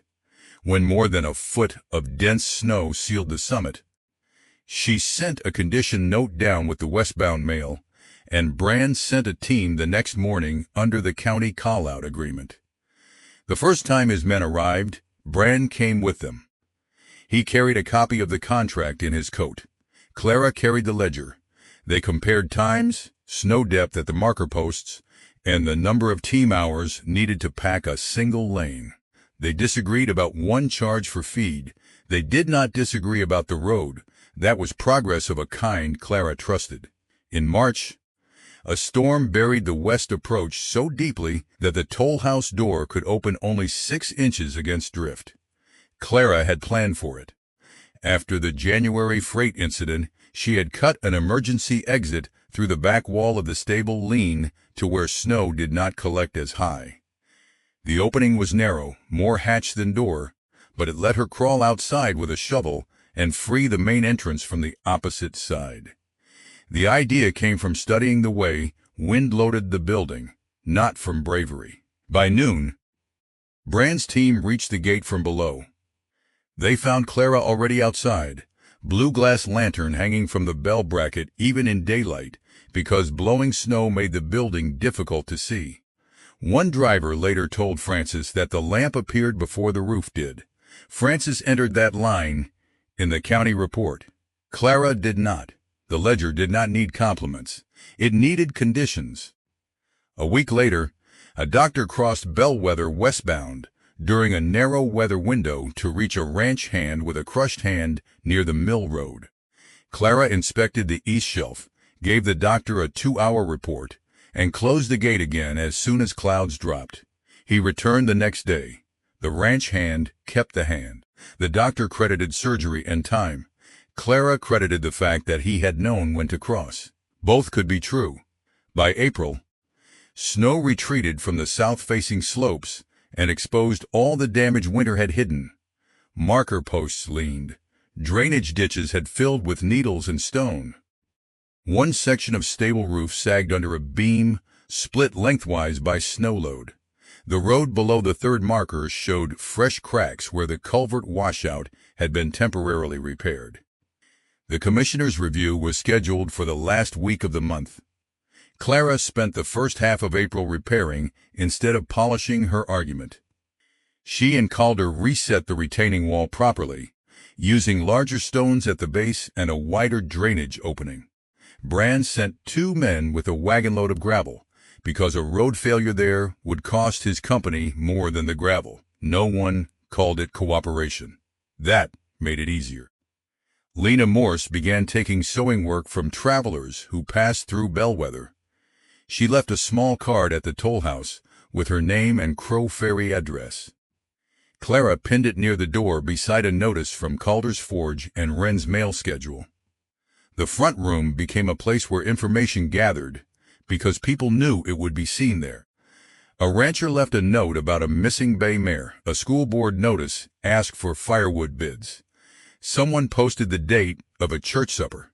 Pearl drew a bell in pencil beneath it and wrote, "Supper is 1 ring." Clara left that notice up for 3 weeks. At the end of April, Francis came to Bellwether for the review instead of requiring Clara to appear in town. 2 commissioners came with her. Brand came separately. They walked the road. Clara showed them the repaired culvert, the marker system, the signal panels, the condition board, the shelter beds, and the separate account book for county expenses. She also showed them what remained undone. The stable needed a new beam. The eastern drainage ditch required stone lining before another winter. The west signal could not seen from the lowest bend in heavy snow. One person still could not operate a heavy snow drag without a team. The shelter had room for 6 people comfortably and perhaps 10 in emergency. Not the 20 some stories in Crow Ferry had begun claiming. One commissioner smiled. "You know, people say this place held 22 during the March storm. It did not. 18, 9 people. 7 horses, 9 is less impressive. 9 is accurate. Frances looked down at her notes so no one would see her expression. The review moved inside. They compared the winter before Clara arrived with the season just ending. The county did not possess perfect records for prior years, which limited any grand claim. They did know this winter's facts. Mail delays had been shorter on several weeks when Bellwether was usable. Travelers had received current condition reports. The shelter had recorded 13 overnight holds caused by weather. 2 injury incidents had been managed at the station. The road had been closed repeatedly rather than advertised as always open. Brand Freight had received payment for 4 heavy weather callouts and 1 emergency recovery. No one could prove Bellwether had become safe. Everyone could prove it had become managed. That distinction decided the review. The county renewed Clara's appointment for the next winter and authorized a smaller summer stipend for road inspection, drainage work, and shelter maintenance. It also ordered a proper sign at both approaches: Bellwether Gap, winter passage by condition only, report at gate. Brand objected to the wording of one line. Clara objected to another. Frances changed both. The final sign satisfied no one completely and lied to no one. That was enough. The meeting ended at the table where Clara had first opened Silas Vane's ledger. One commissioner noticed the copper tube on the shelf. That where the old records were? Yes. And the money? Clara looked at him. By then, the existence of the winter fund was no secret. Frances had documented it carefully to keep private money separate from county accounts. What is left of it? Clara said. How much? $31.40. After all winter? County reimbursements replace some emergency expenses. What will you do with the balance? Clara rested a hand on the closed ledger. Keep the road fund. The commissioner nodded. He had expected something more interesting. There was nothing more interesting. A fund meant to keep people alive on Bellwether was still a fund meant to keep people alive on Bellwether. The fact that Clara had found it did not make it her reward. Her reward was standing around it. A roof she owned, work the county recognized, tools that stayed where she left them. A spring she had cleared with her own shovel. Neighbors who arrived without first deciding whether her labor could be entered on someone else's payroll. The review also exposed a weakness. Nobody had written into a petition. Bellwether still depended too heavily on Clara's body. That became obvious in early May. The snow was mostly gone from the service parcel, but the stable beam Clara had marked for replacement all winter finally split, while she and Calder were preparing to set the new timber. The old beam did not collapse. It rolled. Clara had one hand beneath it at the wrong moment. The timber dropped less than a foot and trapped her right wrist against the wall plate. Calder levered the beam up with an iron bar before the full weight settled, but by then the wrist had swollen nearly twice its size. Nothing was broken. The doctor in Crow Ferry wrapped it and told her not to lift with that hand for at least 10 days. I have a gate arm that weighs more than you do, Clara said. Then the gate arm wins for 10 days. Road does not stop for my wrist.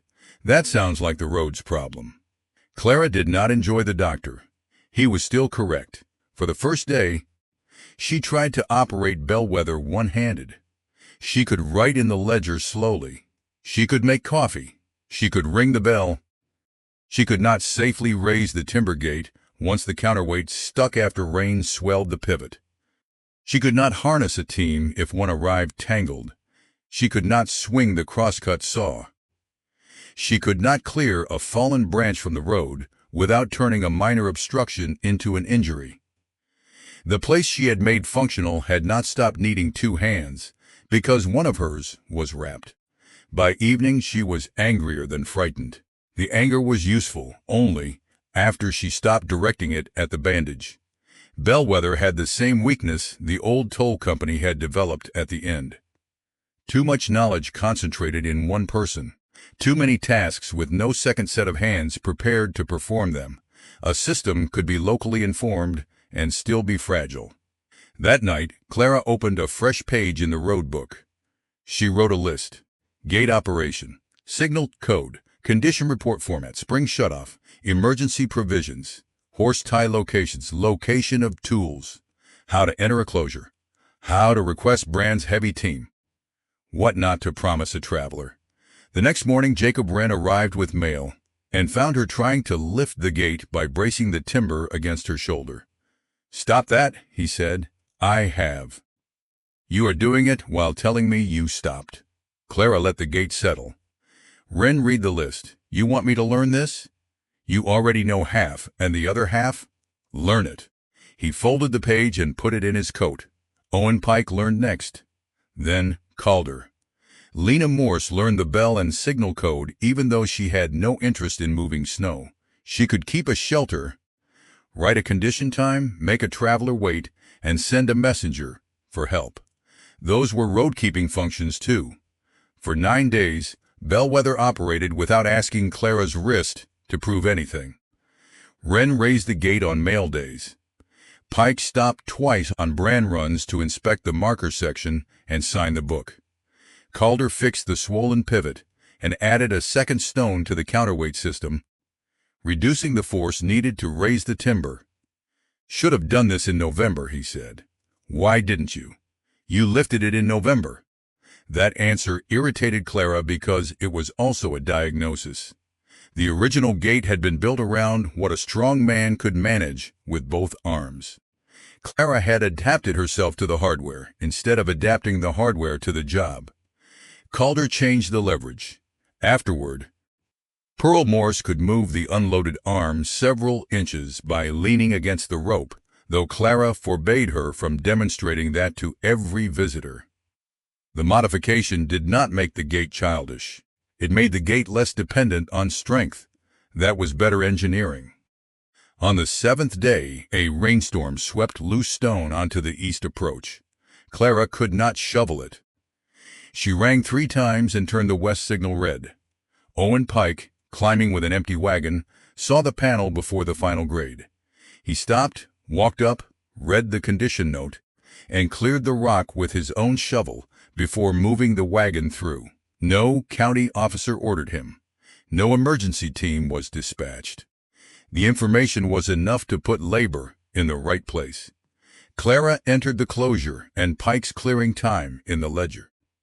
That evening she realized Bellwether had passed a test she had not known it needed.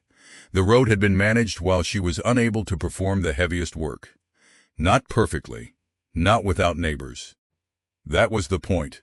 When her wrist healed, she did not take the copied instruction page back from Wren. She made 3 more copies. 1 stayed at the toll house. 1 went to Brand's Crow Ferry warehouse. 1 went to the county office. Frances read the sheet and added a line at the bottom.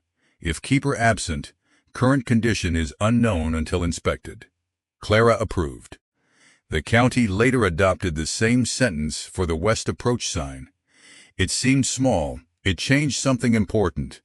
Unknown was now an acceptable condition. People no longer had to choose between calling the road open and calling it closed when nobody had looked. They could admit what they did not know. That made the next decision safer. Brand saw another use for the format. His lower winter route crossed a river bench where ice occasionally flooded the road after sudden cold. He began requiring drivers at his feed yard to write the time of the last condition report on a slate beside the dispatch desk. He did not say the idea came from Bellwether. Clara did not need him to. By the next winter, the mail office used the same practice. Time of last report, source of report, next expected inspection. The change did not belong to Clara in any legal sense. It belonged to the problem once people could see it clearly enough. A road condition was not a permanent fact. It was an observation with an age. The older it became, the less safely anyone could treat it as truth. Clara's injured wrist healed before June. The gate remained easier to lift after she recovered. The copies of the road procedure remained in other hands. Those were the parts that mattered. Spring changed Bellwether more completely than winter had. Snow pulled back from the gate in dirty ridges. Grass appeared beside the stable wall. The spring box overflowed for 2 weeks and filled a shallow ditch with clear water where yellow flowers opened among the stones. The road softened into mud, then hardened. Freight wheels replaced runners. Clara raised the gate most days and left it standing upright beside the road. In good weather, it looked almost ceremonial, a relic from the toll road years with no toll to collect. She kept the bell code anyway. 1 ring for occupied shelter, 2 for passable road to the marked turn, 3 for stop. The bell became part of the day's rhythm. Mail team approaching from east. 1 ring. Ranch wagon asking condition after rain. 2. A lost horse reported on the ridge. Continuous ringing until 2 riders answered from below. Pearl insisted supper still deserved 1 ring. By June, Clara had enough money from county work and occasional meals served to travelers to buy lumber for the stable beam without touching Silas's fund. Calder helped set it. Brand Freight hauled the timber because one of its wagons was coming through empty. Brand charged her half the usual rate. He explained that empty wagons earned nothing. Clara explained that half-rate wagons earned half something. Neither thanked the other. The repaired stable gave her room for 2 visiting teams and a separate dry corner for feed. She built a small workbench beneath the east window. On it she kept the crosscut saw, hammer, draw knife, auger, file, spare nails, harness all, and the mason's square that had belonged to her father. The square had not been useful in the laundry. At Bellwether, it became useful every week. She used it to set the new bunk supports, to mark the stable brace, to check the frame for the county condition sign. The object had not changed. The world around it had finally become a place where its function mattered. That summer, an envelope arrived from St. Elmo Reduction Works. Jacob Wren handed it across the table with unusual care. "Thought you might want to throw this one in the stove," he said. Clara recognized the mill stamp. Inside was a bank draft for $38.60. Payment of seasonal balance. The voucher had cleared. 9 months after the mill had dismissed her, the promise on the paper had become money. Clara took the draft to Crow Ferry on her next supply trip. She cashed it. Francis happened to be in the store when Clara came out of the bank room. "Feel better?" the clerk asked. Clara considered the question. "Paid. That was not what I asked." "It is the part that matters." Francis smiled. Clara used some of the money to buy a second blanket, a better pair of winter boots, and a hand-operated coffee mill. She put $10 into personal savings. Then she bought something she had wanted since January, a second shovel. The first, the narrow ash-handled shovel from the St. Elmo laundry yard, had done nearly every kind of work a shovel should not be expected to do. It had pried open the toll house door, cleared the spring box, tested the road shoulder above the hidden culvert washout, dug drainage, packed clay, moved snow, cut roots, and once served as a splint support under a man's leg. Its blade was worn thin at one corner. Its handle had cracked near the socket and been bound with wire. Clara could have thrown it away. Instead, she hung it on 2 pegs inside the stable, not as decoration, as a spare. Nothing at Bellwether became a symbol until it had finished being useful. The new shovel went beside the door. Summer brought more people than winter. With the road dry, travelers stopped because they wanted water, directions, or shade rather than rescue. Some had heard stories.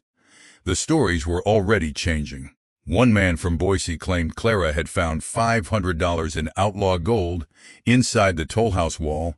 She told him no. A salesman said the old keeper had frozen to death in the building and left a fortune under the stove. She told him no.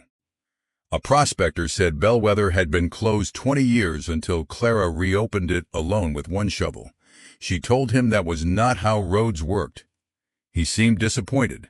Legends preferred 1 person, 1 storm, 1 treasure, 1 impossible act. The truth required more names: Silas Vane, Francis Lyon, Nate Calder, Jacob Wren, Lena and Pearl Morse, Owen Pike, even Elias Brann. whose opposition had forced the county to define what Bellwether actually needed, and whose teams now did work Clara could not do alone. Clara did not mind that the truth was less clean. Clean stories were usually stories from which labor had been removed. The labor was the part she trusted. In July, Brand stopped at the gate on his way east. He was alone. The day was hot enough that dust hung behind his horse. Clara was replacing a rotten board in the stable wall. He stood watching for a moment. Commissioners say they will renew winter call-out rates if traffic holds. Francis told me. They also say you want a second signal post lower on the west grade. I do. My warehouse has an unused telegraph pole. Split at the top, sound below 8 feet. Price? You haul it. Clara rested the hammer against her knee. That is not a price. It is if I am tired of looking at it. Then I will remove your problem. Brand nodded. He started toward his horse, then stopped. Ames? Yes? When you shut the gate next winter. Send the condition note before you request the team. My men lose half a day if we load chains after the messenger arrives. I can send both in the same note. Do that, he wrote on. Clara went back to the stable board. They were not friends. They had become something more useful to the road. Predictable. By September, the new signal post stood below the west bend, where approaching wagons could see it before committing to the final grade. The county sign hung beneath it. The black and red panels had been remade from heavier canvas by Lena Morse. Pearl had tried to add a third panel that read supper. Clara found it folded in the bundle and kept it in the toll house cupboard. She did not hang it on the road. Some rules could remain unofficial. The county added one more change before snow returned. Francis proposed it after reading the spring notes about Clara's injured wrist. A relief keeper. Not a full second position, the county would not spend that much, but it would pay a trained local person for scheduled coverage when Clara had to leave the pass, and for extra hands during multi-day closures when shelter traffic increased. Clara supported the idea immediately. One commissioner seemed surprised. I thought you preferred running Bellwether yourself. I prefer Bellwether running when I am not standing in it. That ended the objection. The person they hired was Martha Bell, a 31-year-old widow from Crow Ferry who drove a delivery wagon for the hardware store and had spent 2 winters cooking at a sheep camp. She was strong enough to handle a team, unimpressed by bad roads, and allergic to unnecessary conversation. Clara liked her within an hour. Martha's first day at Bellwether was clear and warm. Clara walked her through the signal system, ledger, spring shutoff, tool locations, stable, marker posts, and the difference between a condition report and a promise. Martha listened without interrupting until Clara explained the 2-hour expiration rule. Why 2? Because I let freight through on an older judgment and nearly put a team over the shelf. Martha nodded. Good rule, no reassurance, no attempt to make the error smaller. Just recognition that a mistake had produced a better method. They spent the afternoon walking the east descent. At each marker, Clara asked Martha what she could see that would change a report. Drift beginning across the inside curve. Water running from a shaded bank. Loose stone after rain. Horse tracks leaving the road where a rider had cut a corner. Cloud lowering over the western ridge. The answer was never simply snow. By sunset, Martha could write a condition entry Clara would have trusted enough to act on. The next week, Clara went to Crow Ferry for supplies and left Bellwether occupied for the first time without feeling she had abandoned it. When she returned, the ledger contained 3 entries in Martha's square handwriting, 1 mail passage, 1 loose horse held at the stable until its owner arrived. 1 afternoon closure caused by lightning in the exposed summit section. The gate had been raised again after the storm moved east. Everything was where it should be. Clara read the page twice. Not because anything was wrong. Because nothing was. That was unfamiliar in a satisfying way. For most of Clara's working life, being absent from a job had meant risking replacement. At Bellwether, planned absence had become part of doing the job correctly. Martha was not a threat to her place. Martha was evidence that the place had become larger than one person's fear of being made unnecessary. When the county issued the winter schedule, Martha received 1 day of paid relief each week and emergency call-out wages during long closures. Clara made sure the rates were written clearly before either woman signed. Payment in coin at the end of each month. No seasonal voucher. No settlement language. No phrase that depended on accounts clearing later. Frances noticed Clara reading that line twice. Satisfied? Yes. You could have asked for it in fewer words. Fewer words caused me trouble once. Frances left the wording alone. Martha's presence changed the shelter in small ways. She preferred tools hung by size instead of task, so she and Clara argued about the wall pegs and eventually built a second rack. She brewed coffee weaker than Clara. Jacob Wren complained once and was told he could learn to brew his own. He did not complain again. Pearl Morse discovered that Martha agreed supper deserved 1 bell ring and considered this proof that the relief keeper had better judgment than the regular one. More importantly, Bellwether now had 2 people who could read the road, close it, log it, shelter travelers, and request heavy help. Calder could still repair what broke. Brand's crews could still provide team labor. Wren and Pike could still carry condition notes. Frances could still turn practice into county paper when practice proved sound. The network was not elegant. It did not need to be. It only needed to keep one failure from becoming the only failure that mattered. Before the first frost, Clara and Martha ran 1 full winter drill without snow. They lowered the gate, turned both signals, wrote a mock closure time, packed a medicine tin, checked the lantern wicks, and timed the walk from the toll house to the 7th marker. Owen Pike happened to arrive during the exercise and volunteered his team for the call-out portion after learning. The county would not pay him for pretending. The drill exposed ordinary problems. 1 signal rope had stretched in summer rain and would not turn the panel fully from the ground. The spare lantern had a cracked burner collar.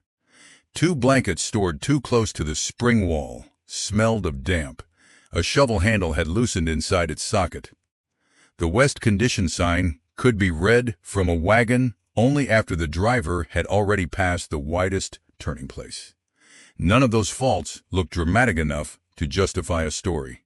Each could become dramatic if discovered during a storm. They moved the sign lower on the grade. Calder tightened the shovel socket. Martha dried the blankets in Crow Ferry and returned them wrapped in canvas. Clara replaced the lantern collar and shortened the signal rope. Then they ran the sequence again. This time, Pike stopped his empty wagon at the sign, read the mock closure, turned at the wide bend, and carried the condition message downhill as if the road were actually blocked. Clara entered the exercise in the ledger under training, not weather. Silas Vane's old pages contained no such category. His road had depended on experience held mostly in one man's head. Bellwether now depended on memory, written where another person could use it. That was less romantic than instinct. It was also more likely to survive the person who first learned it. The first frost came early in October. Clara cleaned the stovepipe, checked the chimney mortar, and removed the thin facing stone that had once hidden the copper tube. She inspected the cavity for cracks. The mortar around it was sound. For a moment, she considered putting the tube back inside. Instead, she placed the facing stone permanently. The secret did not need a hiding place anymore. The copper tube stayed on the shelf. The brass gate key hung from a peg beneath it. It no longer opened the modern chain lock because Clara had removed the chain months earlier and installed a proper latch. She kept the key anyway, not because it still opened the door, because it had once opened the question of what the place could become. She did not write that thought down. The ledger was for facts. November returned with snow. Nearly 1 year after Clara first climbed Bellwether on foot, The first serious storm of the new season reached the gap from the west. This time, she was not arriving in it. She was waiting for it.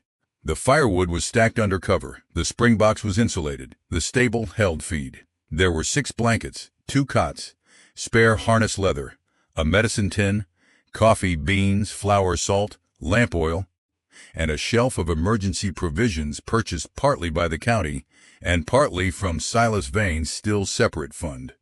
The marker posts were straight. The culvert was open. The snow drag waited below in Brand's yard for a condition note that would tell the team when it was actually needed. The storm arrived after dark.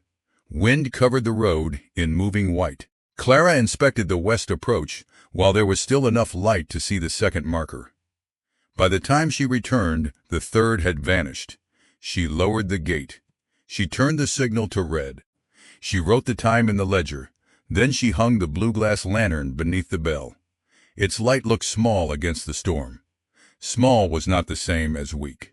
A mile below the gate, a wagon carrying a man, a woman, and 2 children saw the red signal through the snow and stopped before the final climb. The driver walked forward alone. Clara heard him before she saw him, boots breaking crust on the road. He reached the gate with ice in his beard and asked if there was room inside. "There is," she said. He looked past her at the toll house window, the stable, the lamp under the bell. "We were told this road might be open." Clara glanced at the red panel snapping in the wind. "It was this afternoon." The man nodded, no complaint. The difference between a promise and a condition was visible above his head. He went back for his family. Clara carried a lantern down to meet them. The children were wrapped in quilts in the wagon bed.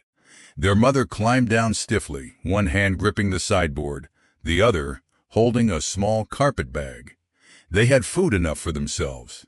They needed heat, water, and a place where waiting did not become danger.